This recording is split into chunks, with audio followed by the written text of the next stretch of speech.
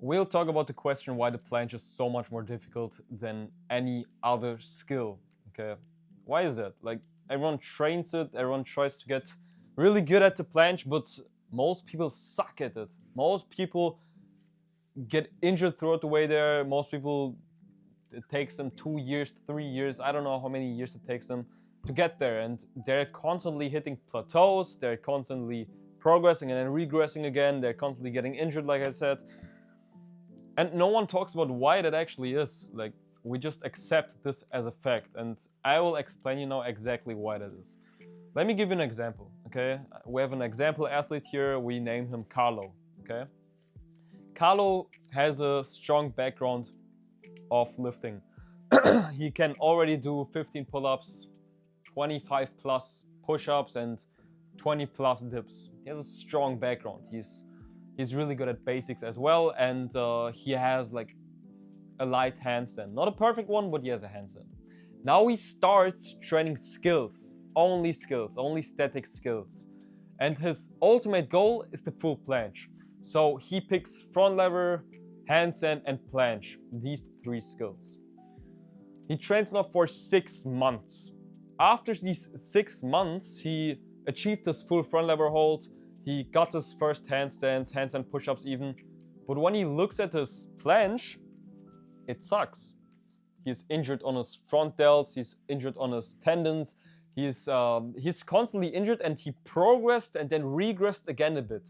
And the structure he used for the front lever worked amazing. He just did some sets where he attempted it, did some combinations, some banded work, and he was quite consistent, and it worked. He did the exact same for the planche, but it did not work. And now the question is, because a lot of you guys see yourself in that example, the question now is, why is that, and why can you see yourself in that example? It is simple. The planche is just more complex.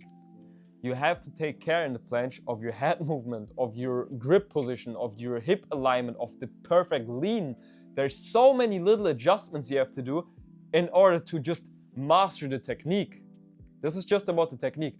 And now comes the part where most people forever get stuck, the structuring.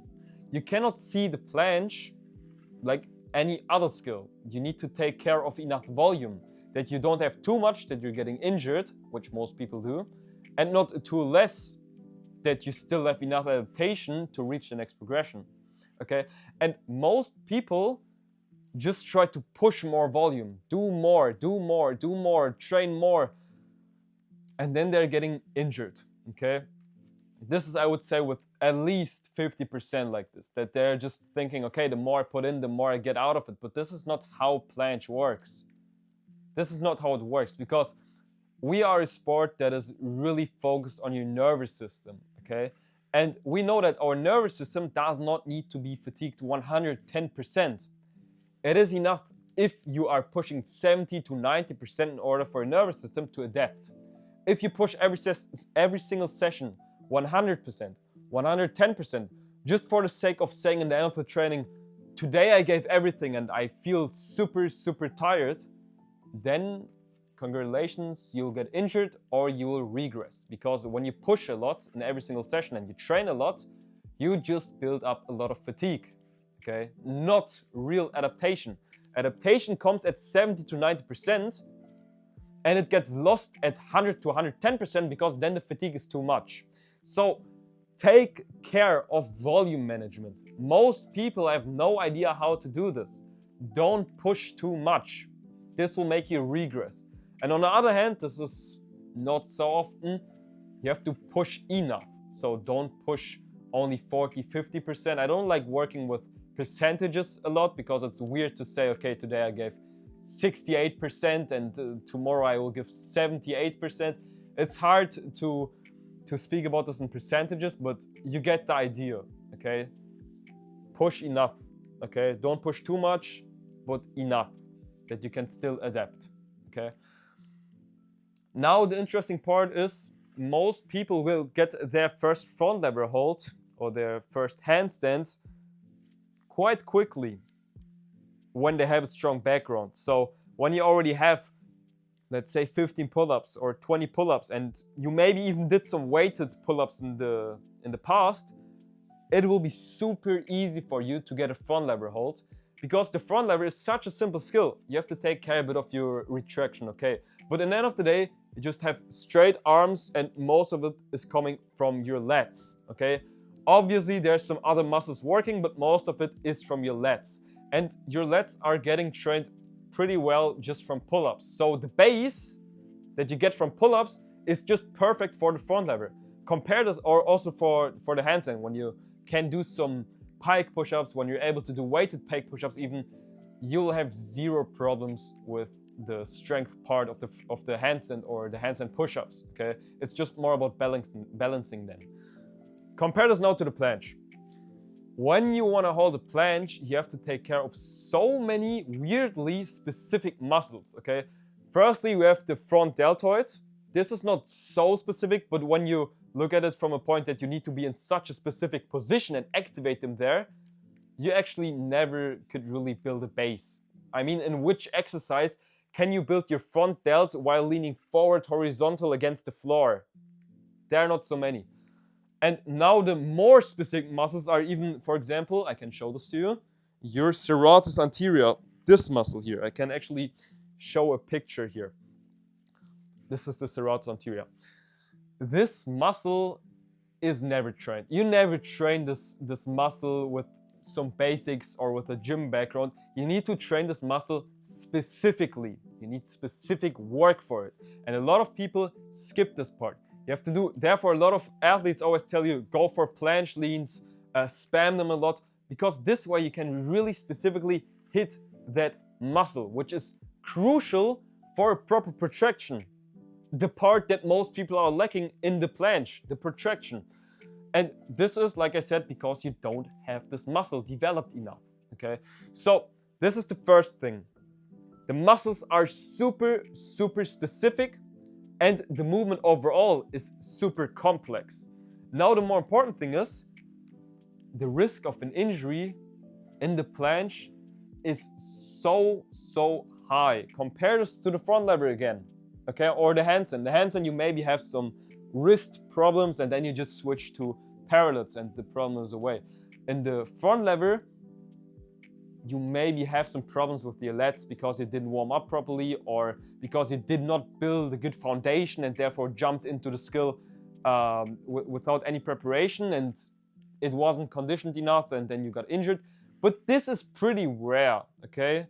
With some exceptions when you want to go for harder variations like the straight arm touch or front lever pull-ups or pull-to touches, but we're talking right now about the hold.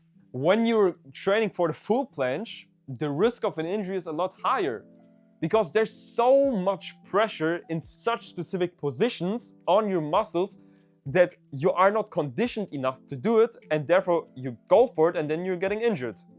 I mean, if you're training the planche for, let's say, over 6 months, you've probably faced some injuries that weren't that nice. And even if there were only light injuries, you're training this since only a few months. You should not be in a position where you should be already injured. And the reason why you have these injuries and your body cannot come up with this pressure that it builds, that this position builds up on your wrists, your tendons, your muscles, is because you are not conditioned enough. In the front lever, you condition yourself with basics, with pull-ups, with weighted pull-ups, etc. Your lat is already getting strong. In the planche, like I told you, you're using very specific muscles, and therefore it's hard to condition them. And most people skip conditionings because they have no clue how to do proper conditionings and therefore just jump into their planche training and wonder why they're getting injured. So we have the problem of not enough specificity in your muscles because you could never really train them properly. We have the problem of having a too complex movement because you have to work on so many things simultaneously, like your hip activation, your protraction, your lean, etc. So many complex things. And with the problem of getting injured, okay? These problems are huge. We don't have them in all the other skills. Obviously, in harder variations like the Maltese or I don't know what, reverse planche, we have them as well. But we're talking today about the planche. And this is the main aspect why it is so difficult. But the good news about this video is that you know now why that is, and knowing the reason for it makes you able to face this problem, okay? So what did we learn from this video actually is that you just need to take more care of conditionings, that you condition your body properly in order to be prepared for the planche. We need to take care a lot about your volume management, that you don't push too much, that you're at like 100, 110%, and then you only feel fatigue after the session, and you need to rest for 5 days in order to make the next session, and you're only building up injuries. And we know that you need to take care of the proper activation, the proper condition, the proper technique, okay? Take care of having a good lean. Take care of training your serratus anterior, that you're always well protracted. Take care of understanding simple things like the grip, okay? Like the hip activation, how to extend your hips in a proper line. Most people that I see on social media that claim to be at an elite level are doing a piked full planche. This has nothing in common with a clean full planche. These are two different activations. So I want you to learn from this video. I want you to understand the problems you're having right now more. And if you feel like, okay, you can't do this by yourself, feel free to send me a message. Feel free to watch my free content. Feel free to watch my content on Instagram, okay? Follow me on Instagram if you're not doing this already. I'm posting frequently Q&As there. I'm posting frequently just free information there that helps you. And if you've done all of this and you still feel like, okay, I need more, I need to work one-on-one with you because I cannot manage to do this by myself, then click the first link in the bio. You can apply for a free call with me. We can go through your problems, see if we're a good fit. And if everything works, you go out of the call and we can work together. If you feel like you don't want to work together, you still had a free call, you learned a lot of new things, and we are both winners. So I hope you learned a lot of new things from this video. See you in the next one.